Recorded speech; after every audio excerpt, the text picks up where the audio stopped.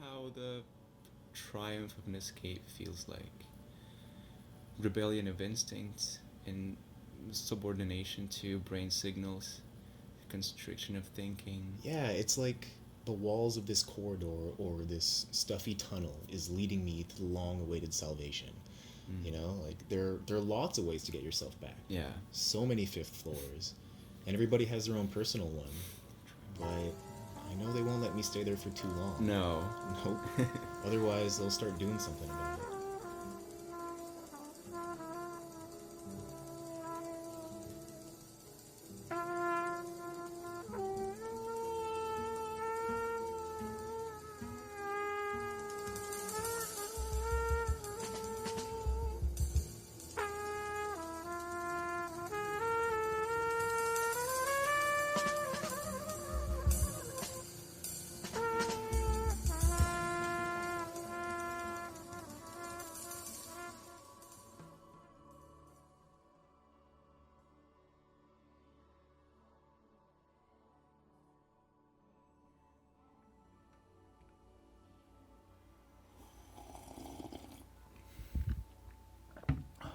Hi. My name is not Michael. It's not Martin either. Nor is it Charlie, Alfred, William, Jackson, Mark, Fyodor, Leo, Vasily. I have no name for myself. I have a name for you. To myself, I'm just me. This is one of those things I would have never had if there was no you.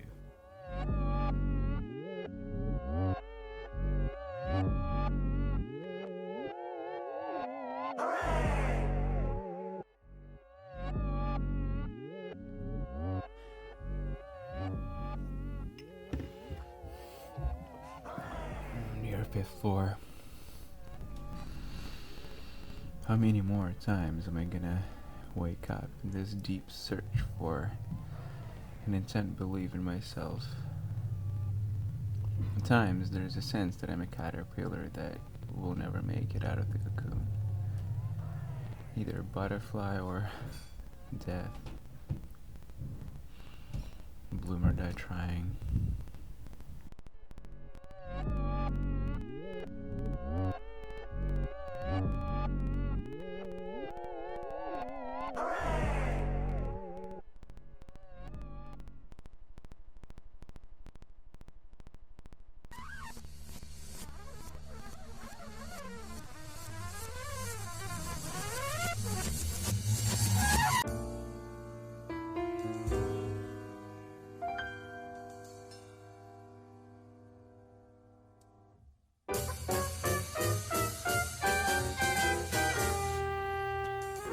Losers, winners and losers. Personal capacity over standards. Sounds pretty obvious. Though, as long as there's still such a notion as success, there will always be such a notion as loser. Life's a Libra, right?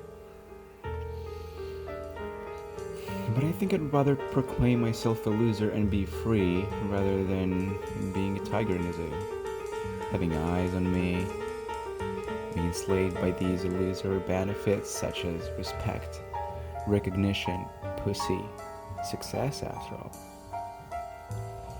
Spiritual orgasm doesn't come in a coffee shop. Freedom is not in possession, it's actually in loss.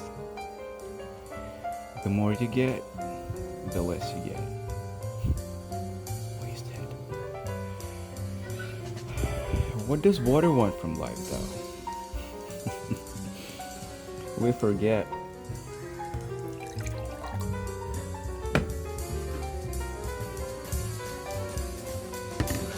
Or did we ever know?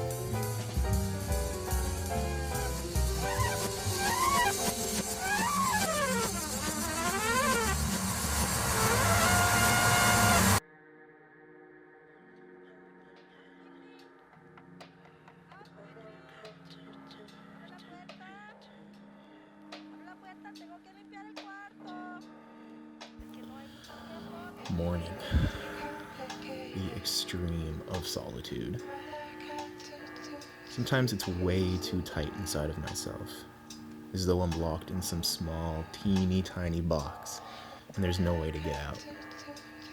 And the realization of that squeezes my throat even tighter. And at this very moment, you start to imagine how vast and boundless our world is. Much bigger than it's usually perceived.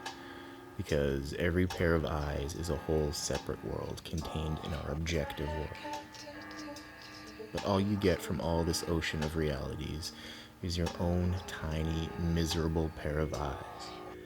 Your own and just your own world.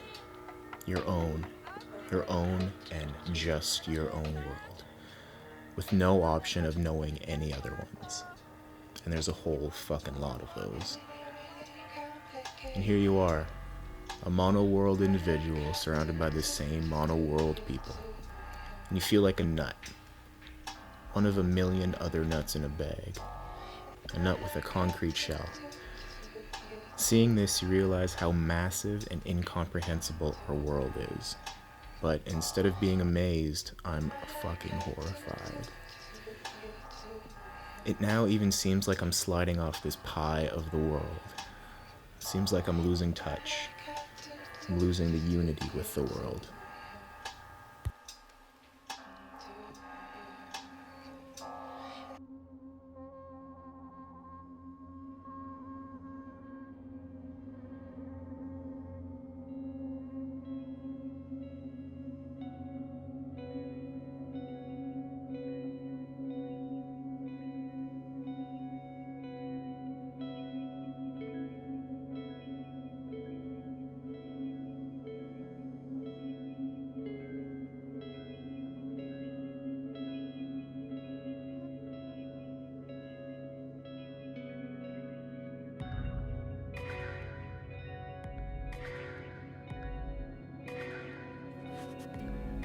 We exalt each other, call it a talent, make it sound so far away and so unreachable in order to have a more solid excuse for our own laziness.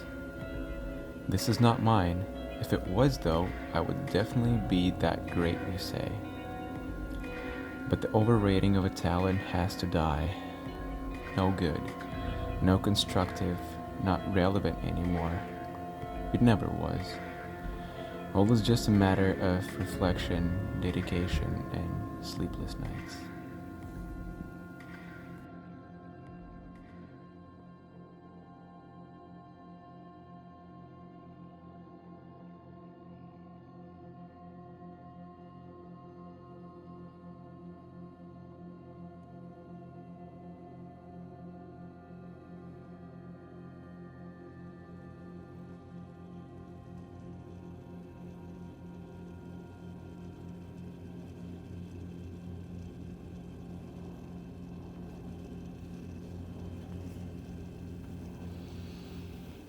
It gets so damn dark in here.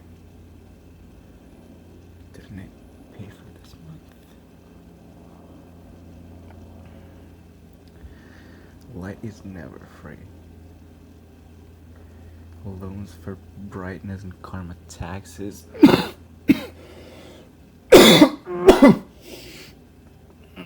So stuffy. I need to go out.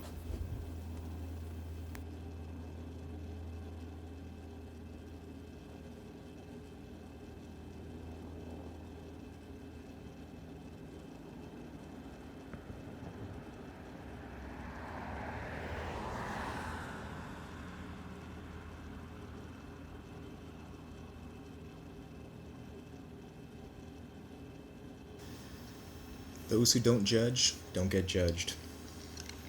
I shot the dog and he became a dog. For the want of an order, the conflict was born.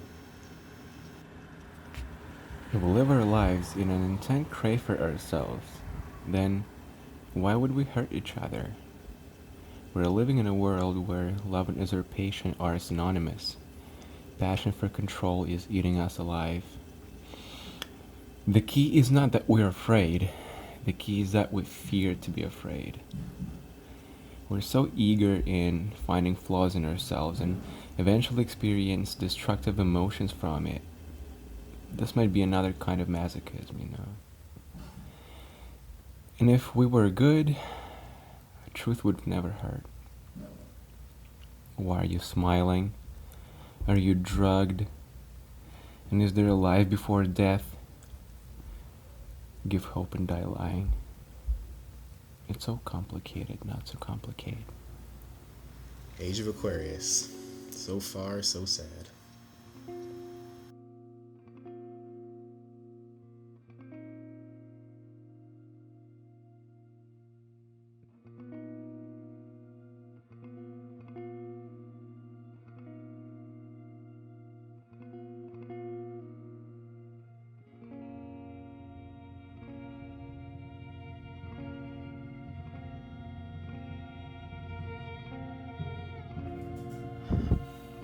I believe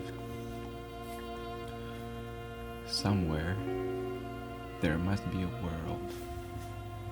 From afar, it might even look quite like ours, but it's different. People don't die like we do on here. The process of dying is completely different. People can only die by their own will. They're immortal to others' hands. In a word, they don't kill, they can only suicide. This is all because death isn't some unknown mystic state of consciousness that can only be embraced by someone who will never be able to tell about it, to share their experience. Instead, death is actual matter, or some kind of a parallel world, a black haze if you like. It is something that really exists. It's a substance. It's visible and does enable people to be scientifically researched by them. The way death exists in this world is all the darkness that usually appears at night, all these dark corners, all of complete blackness. So this is how this world looks like. People are immortal, and death is visible, sensible, and therefore can be observed from the side. And people have studied death. They've made a scientific research on it. They've turned death into a legit science. It's now an object in cosmos, a cloud of gas of some kind, and it now does have its own unique features. Death is studied by deathologists there. Deathology is taught in schools, and humanity is now aware of what death really is. They know how it feels when you're not able to feel anymore. Or maybe there is even some sort of a afterlife or shit like that. How many people die in this world? I guess all we need to do is wait until the darkness comes and then just enter this void, touch it, and get absorbed by the black haze.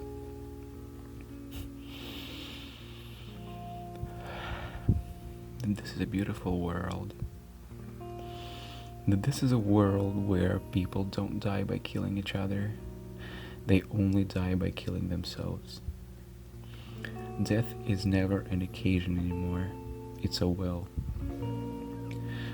When you're not able to kill, there is no reason for a fight. The essentials of nature, the key triggers of evolution are probably different there. Maybe they could even find out how to love each other. Maybe they never had an obsession with food. Maybe they don't even worship pussy anymore. No advertisements, no police cars, no green aprons at every corner, no photo filters, no flakes, pimps, deaf friends, and homeless cats. No Democrats because no Republicans. This is a world where people remember telephone numbers, walk more, and don't let their eyes take over their heart. And there is no photo session for a fashion magazine anymore.